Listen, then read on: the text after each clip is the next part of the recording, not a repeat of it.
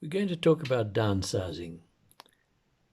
And what it means is when you've lived in a house for a long time and you've possibly had children who've now left you, and you've got a lot of space which is not being used, you've also got a lot of things that you're not using.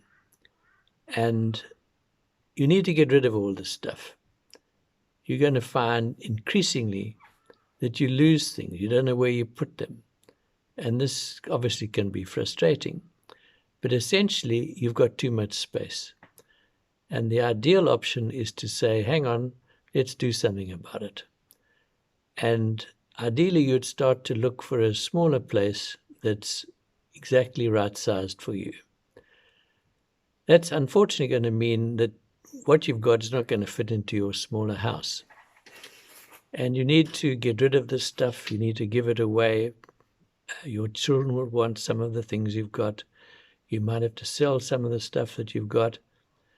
But essentially, you'll take your best pieces with you and relocate to a smaller house. And what we're going to do is to show you what you should be looking for and the steps that you need to take as you're looking for that smaller house. And then once you've got there, the real exercise starts. And that is to get the best out of your remaining years. If you're over 65, you'll have had friends that haven't made it up to the stage that you're at, and you've got to live your life to the full for those remaining years.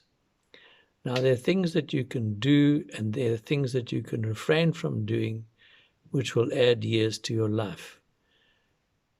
The question is not to live it out to the maximum number of years, but to live your life out to the fullest that you can possibly have. So you want to pack as much as you can into those remaining years.